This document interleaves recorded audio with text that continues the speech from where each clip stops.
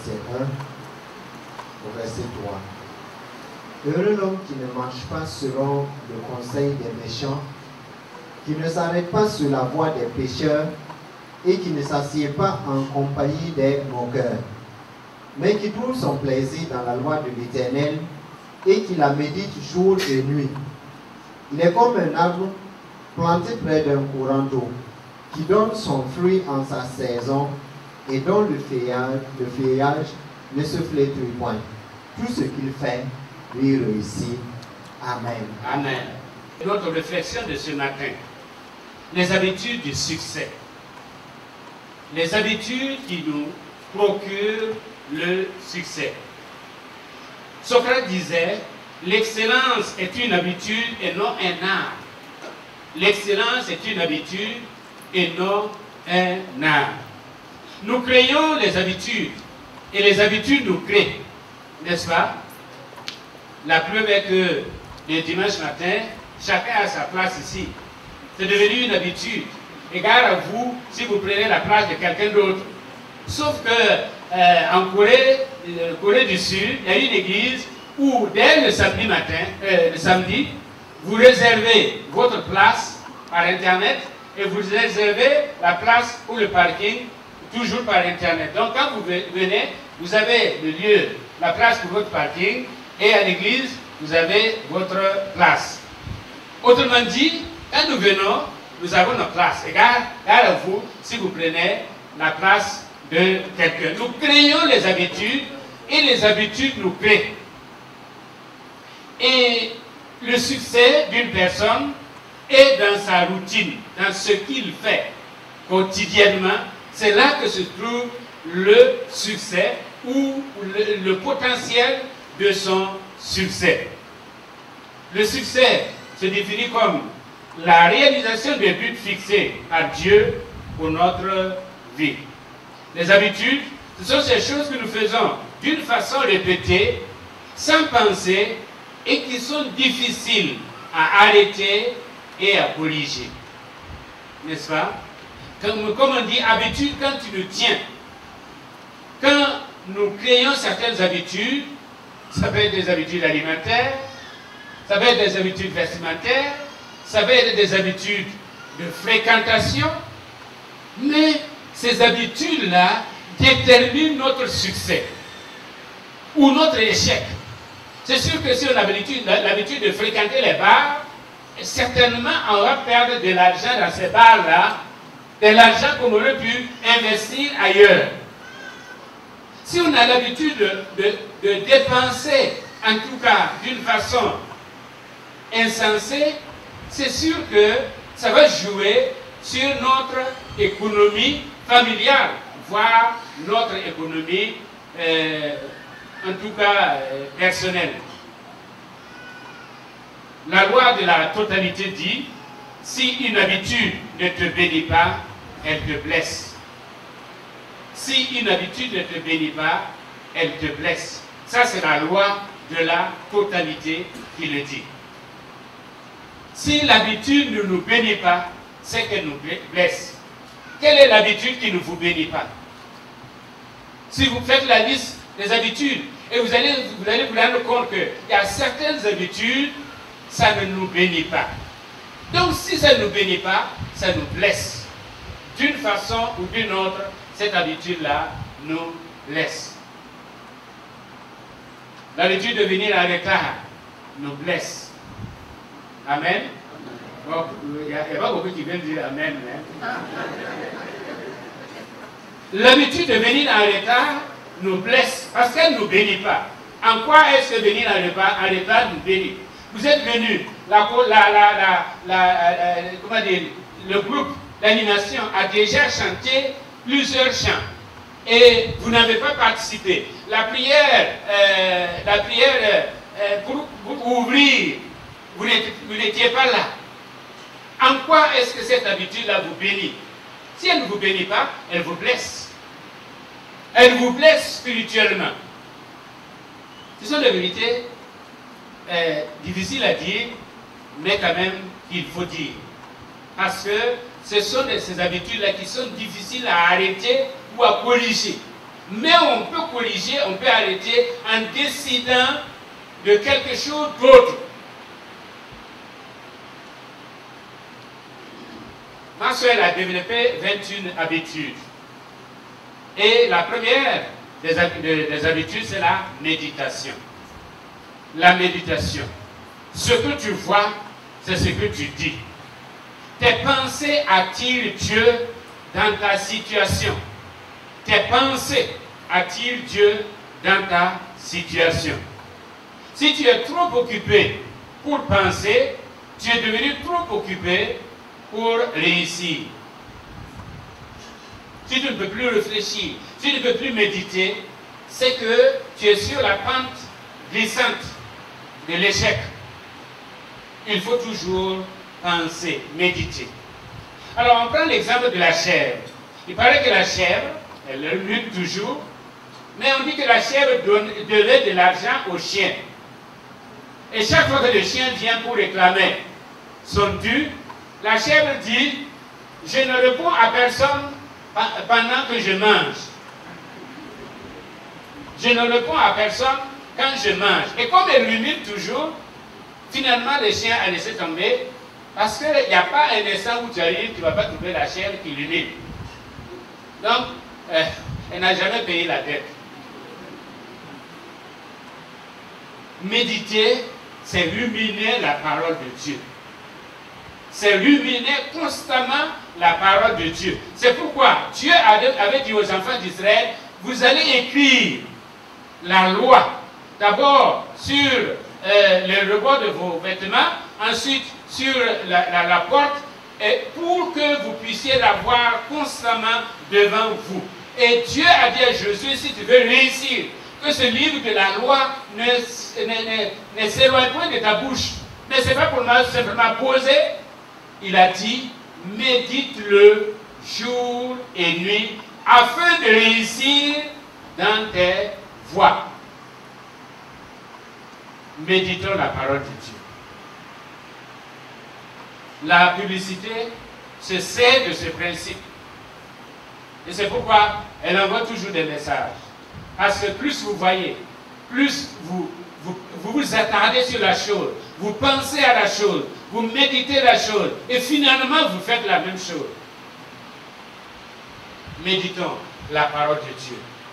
Et cette parole-là va produire quelque chose en nous, va nous connecter à Dieu, va attirer Dieu dans notre vie, dans tout ce que nous faisons, dans nos actions.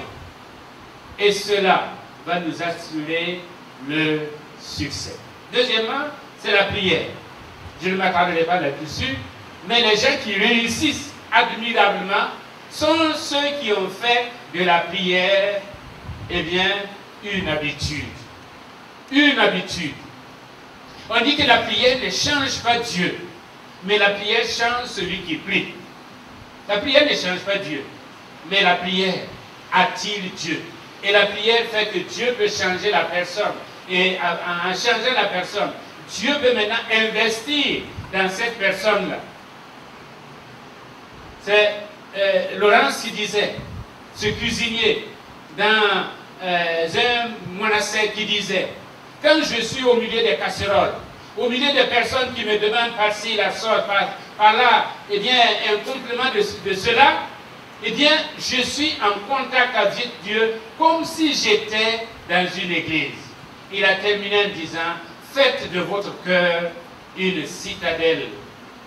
Faites de votre cœur une citadelle ou une chapelle où vous priez constamment. Troisièmement, la responsabilité. Nous l'avons déjà dit avec Cyril Covey, la responsabilité, c'est l'habilité à la réponse, c'est-à-dire le fait d'échapper à la notion de victime, en se disant, eh bien, on m'a pris, je n'ai plus de choix, je n'ai plus le choix. On a toujours un choix, et la responsabilité consiste à trouver une solution là où personne n'a trouvé. Et comme on l'a dit, vous n'êtes pas encore une faillite juste parce que vous blâmiez quelqu'un d'autre. Parce que notre problème, c'est toujours quelqu'un. C'est quelqu'un qui m'a fait. C'est quelqu'un qui est la cause. Non, nous sommes la cause. Nous sommes la cause de notre succès. Nous sommes la cause de notre échec. Si nous comptons sur Dieu et nous nous attendons à Dieu, eh bien, Dieu nous aidera, l'Esprit de Dieu nous aidera à trouver une solution au lieu d'être confinés dans une seule réponse.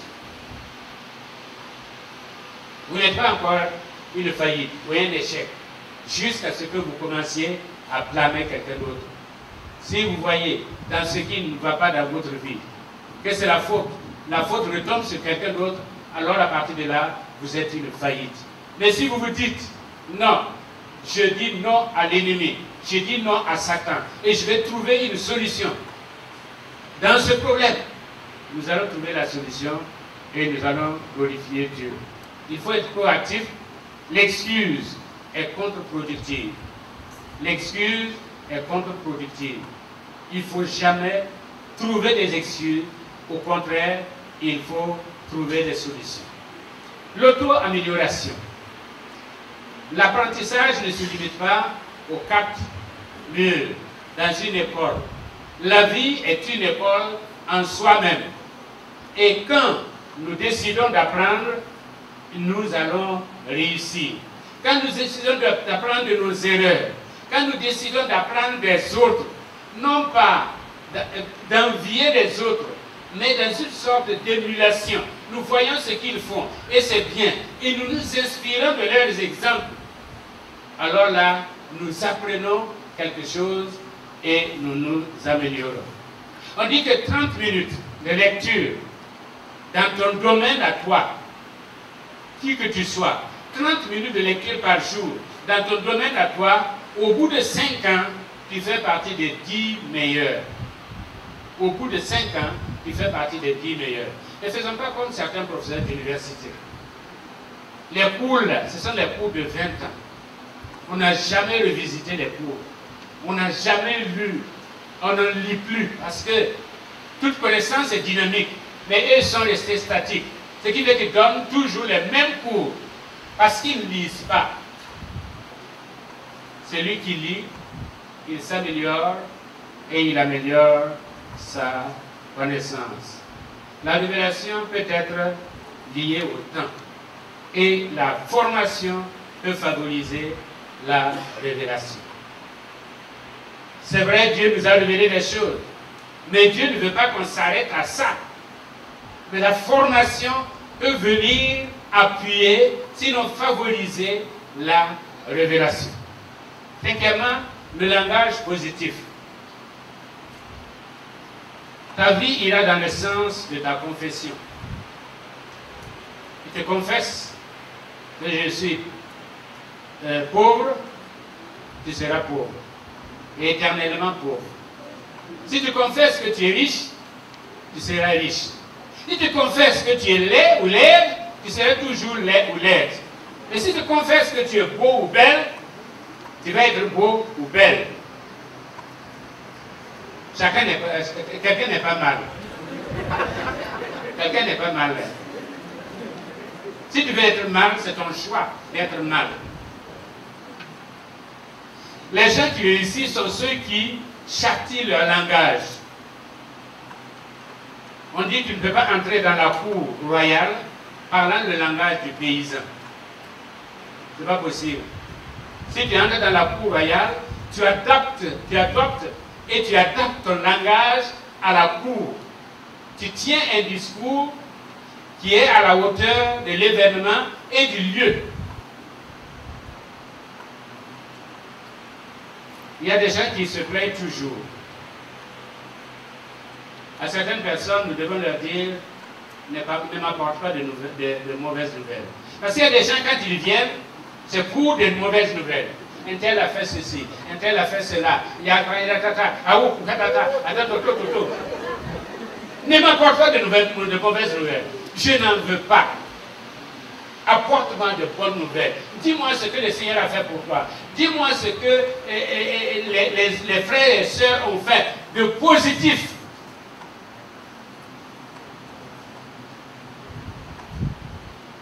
Les Anglais disent mon meilleur est toujours à venir. Amen. Mon meilleur est encore à venir. Ton meilleur est encore à venir. Dieu n'a pas encore fini avec toi. Il continue. Et le meilleur est à venir. Ne m'empêche pas d'entrer dans ma terre promise. Amen. Chacun de nous a sa terre promise. Et si nous écoutons les gens négatifs, ils vont nous empêcher d'entrer dans la terre promise. C'est ce qui s'est passé pour le peuple d'Israël. Quand ils sont partis, ils ont visité le pays. Il n'y avait que 2 qui étaient positifs, le reste c'était négatif. Sur les 12, les 10 c'était négatif. Et les gens ont écouté les 10. Ils ne sont pas entrés dans la terre promise. Les 10 ont empêché le peuple d'entrer dans la terre promise. Ne m'empêche pas d'entrer dans ma terre promise. Pas le négatif, pas ton discours négatif. Je sais ce que Dieu a dit. Je sais ce que Dieu veut faire de moi. Et c'est là. C'est là mon point fort. Et je tiens à ça. Le principe de la semence. L'avenir se trouve dans la semence. Menelo a dit, l'amour d'une semence est l'enterrement d'une forêt. L'amour d'une semence est l'enterrement d'une forêt. Dieu te demande de porter des fruits. D'autres ont appelé ce principe la loi de cause à effet. La loi de cause à effet. Tu ne peux pas produire si tu ne plantes pas. On ne peut pas produire si on ne plante pas. On racontait l'histoire, c'est le pasteur qui nous racontait l'histoire d'un homme, il a un champ, chaque jour il va prier pour le champ. Mais il n'a jamais planté quelque chose dans le champ. Et il dit qu'à la fin de la saison, il a eu une comment on appelle ça? Une broussaille bénie. Une broussaille bénie. Ici, il n'y a pas de récolte. Évitons d'avoir des broussailles bénies. Ça ne nous sert pas. Pas du tout. La personne qui a de la semence aujourd'hui est celle qui a un avenir. Ne mange pas ta semence. Les paysans connaissent ça. On dit Arazardia Abungoud. N'est-ce pas? Il a réservé. Et puis à un moment donné, il s'est dit, bon, il vaut mieux que je mange, sinon je vais mourir. Tu n'allais pas mourir. Il mange sa semence. La pluie vient. Qui va lui donner la semence? Donc il est condamné à vivre encore ce qu'il a vécu l'an passé.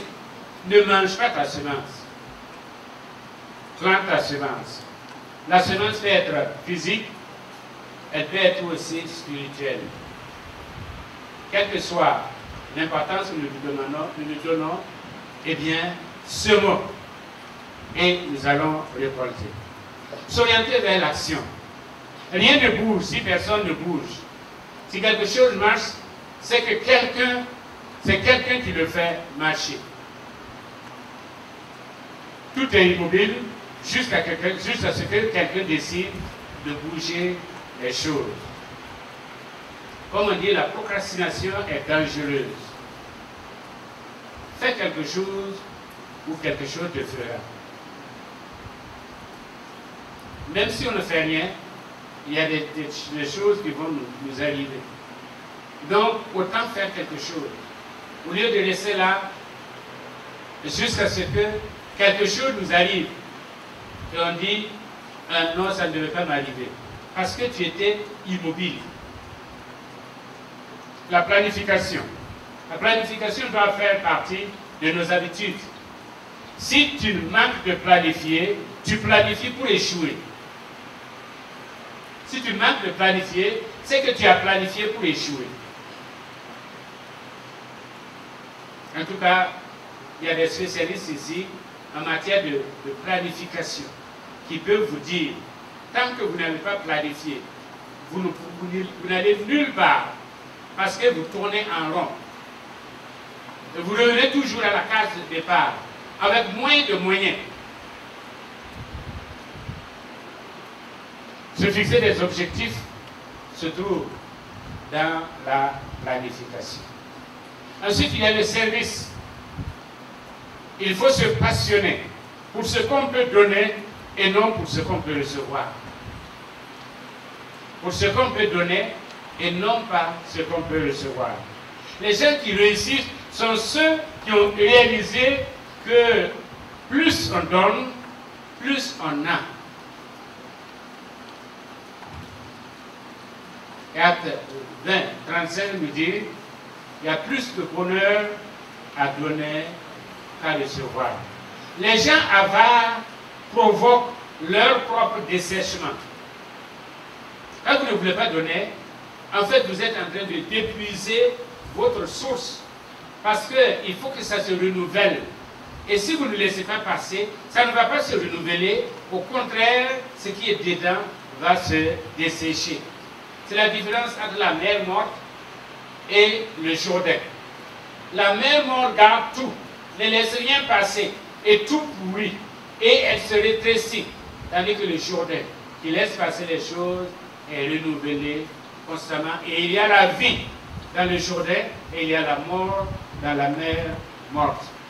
Ceux qui servent gagnent le jeu.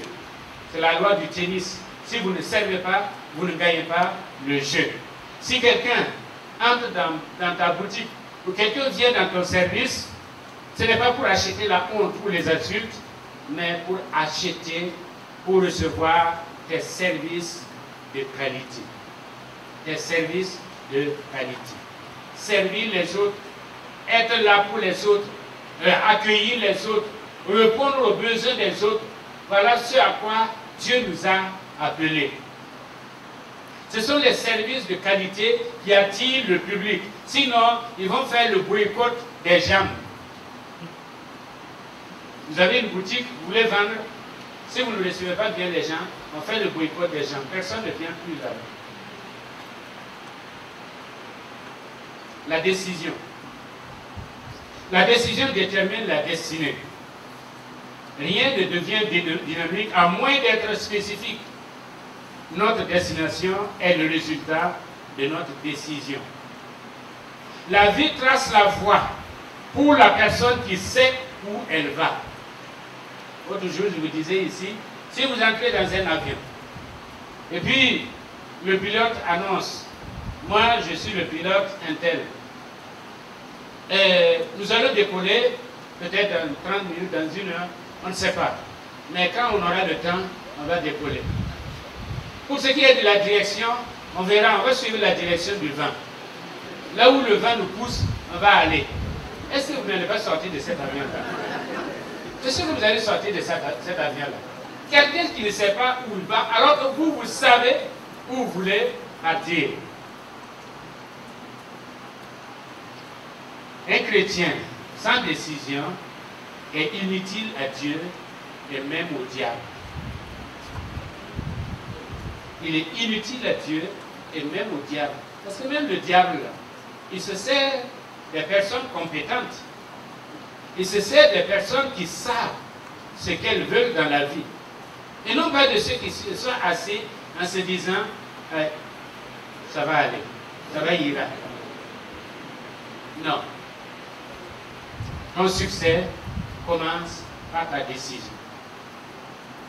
Ce que tu as décidé de faire, c'est ça qui va être le commencement de ton succès. Comme disent les Anglais, dream great, start small, go deep. Il faut rêver grand. Il faut commencer petit en allant en profondeur.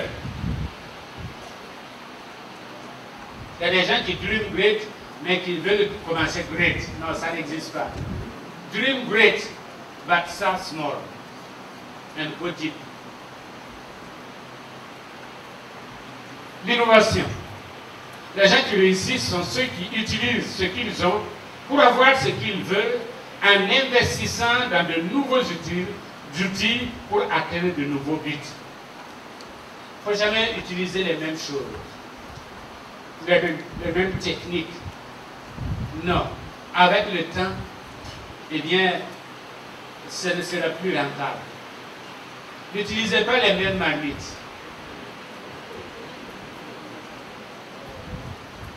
Parce que les manies de nos mères et grands-mères, là, si vous les amenez à Ouaga ici, vous ne pouvez pas les utiliser.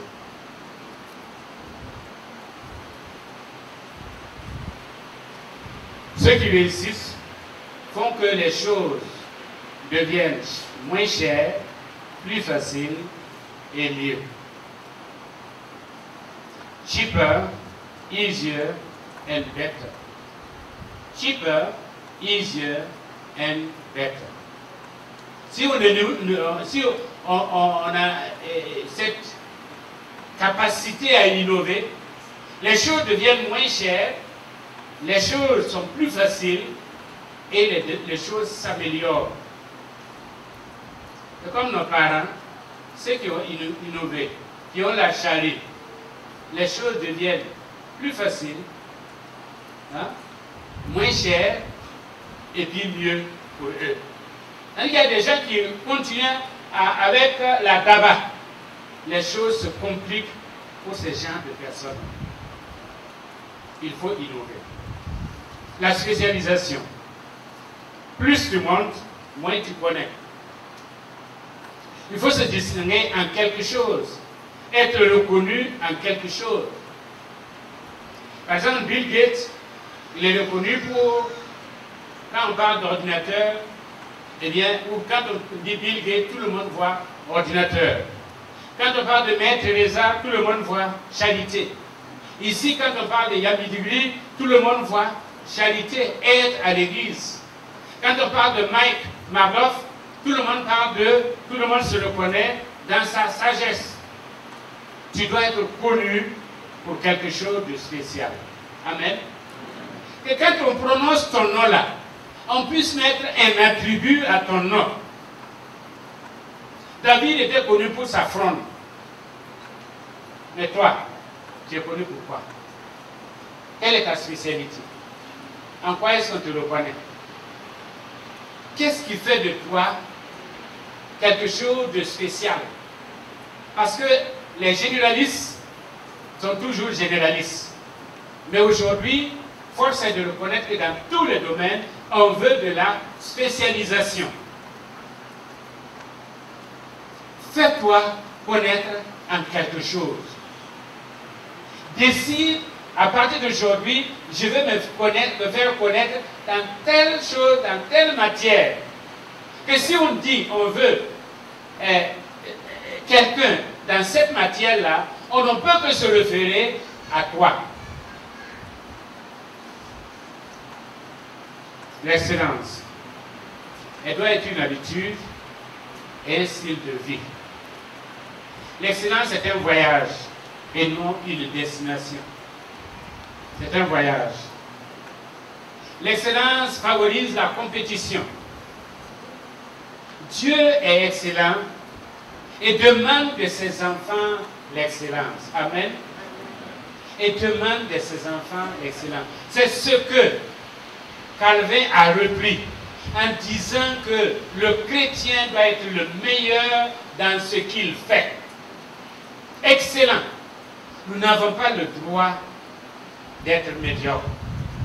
Non. Parce que nous avons tout pour être excellent. La culture de l'excellence. Et non pas, oh, qu'Ismaël vit.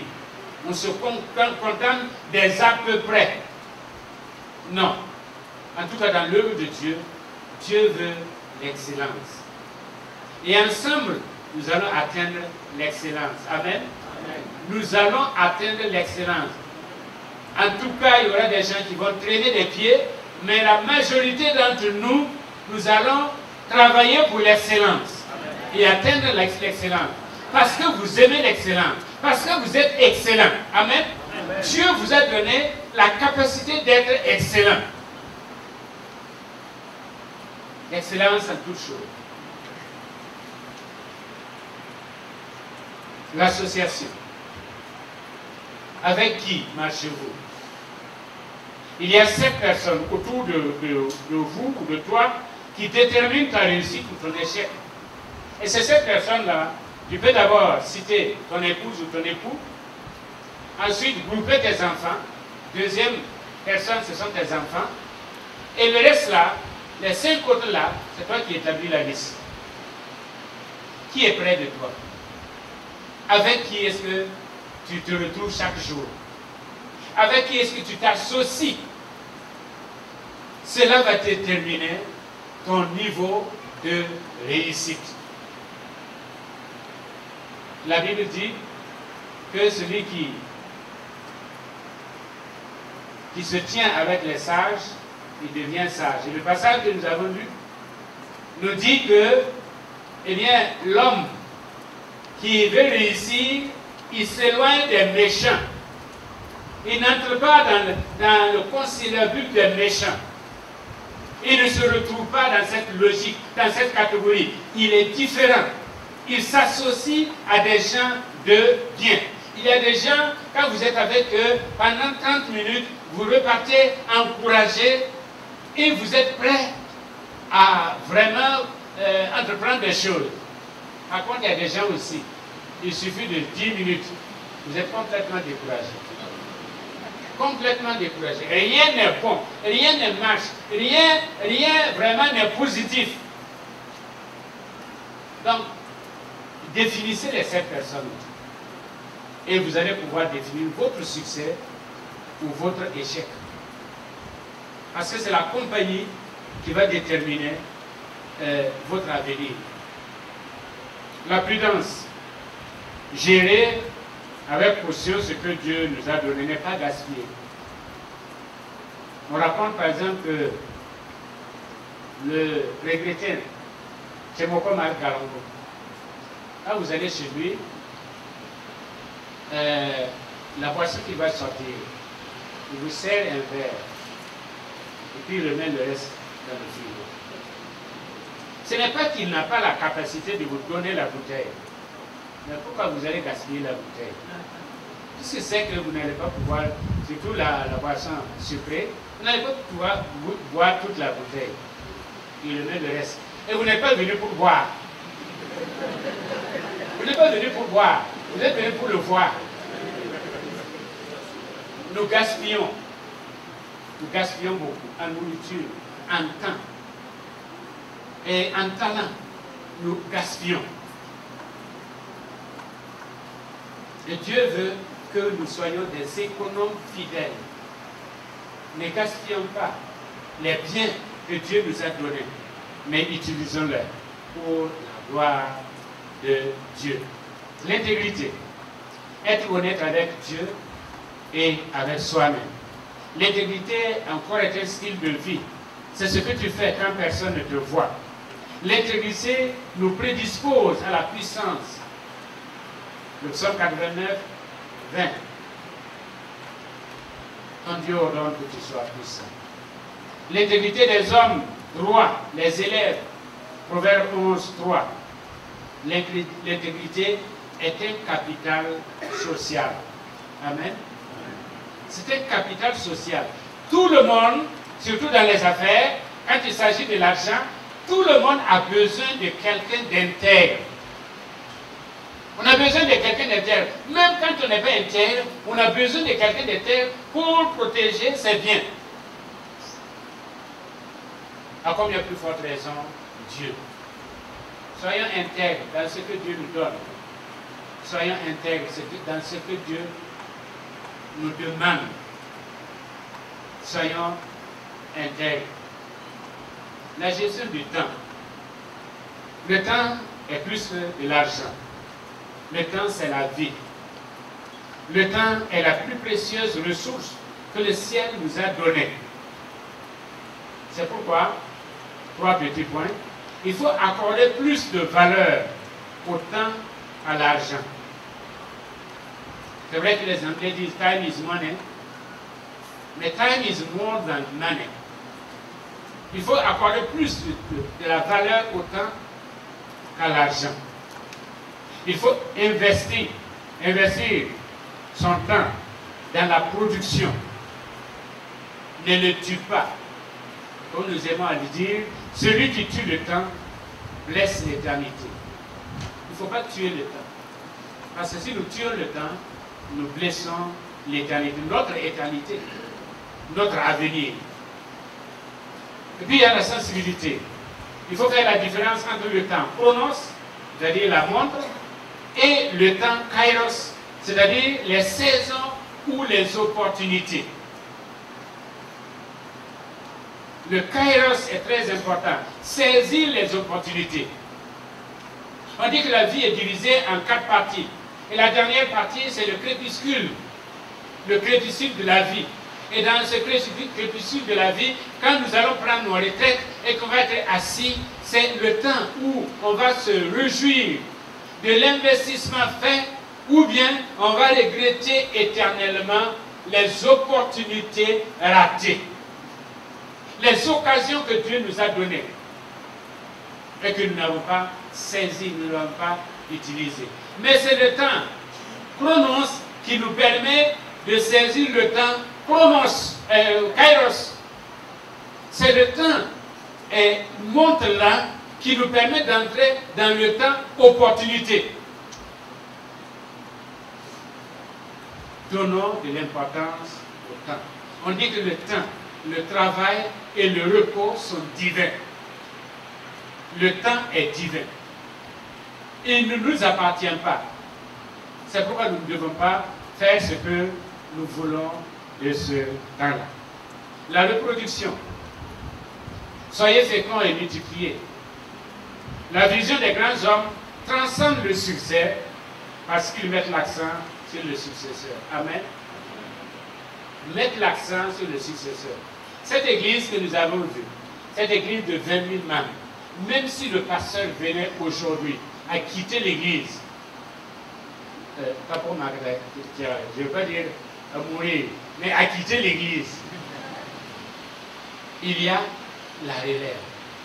La relève est assurée. Il y a des jeunes pasteurs, il y a un pasteur assistant, mais il y a toute une dizaine de pasteurs bien formés qui connaissent la vie de l'église, qui sont imprégnés de la vie de l'église et qui peuvent prendre sa place. C'est ça le leader. Parce qu'un succès sans successeur est un échec. Quel que soit ce que nous faisons, que ce soit les business, que ce soit tout ce que nous faisons, si nous avons du succès et nous n'avons pas un successeur, après nous, tout s'écroule. C'est pourquoi la vision des grands hommes transcende le succès pour voir le successeur. Le repos. Les gens qui réussissent sont ceux qui savent aussi prendre du repos. Les indispensables sont au cimetière. Il faut se reposer. Il faut se reposer. Amen. Amen. Le repos est divin. Tu n'as pas le choix. Il faut se reposer. Et tant d'autres. Vous travaillez, et en Afrique, on ne prend pas du temps. En Europe, les congés, j'allais dire, sont saints, sacrés. Et chaque année, chacun a en tout cas mis de côté quelque chose pour aller quelque part et se reposer. Parce que ça permet le renouvellement. Le temps, comme je l'ai dit, Dieu a donné un exemple. Dieu n'avait pas besoin de prendre le sabbat. Mais c'est pour nous donner un exemple qu'il faut se reposer. Et Jésus lui-même a dit à ses disciples, allons de l'autre côté pour nous reposer. Si Dieu a eu besoin de repos, si Jésus a eu besoin de repos, ce n'est pas toi qui n'as pas besoin de repos.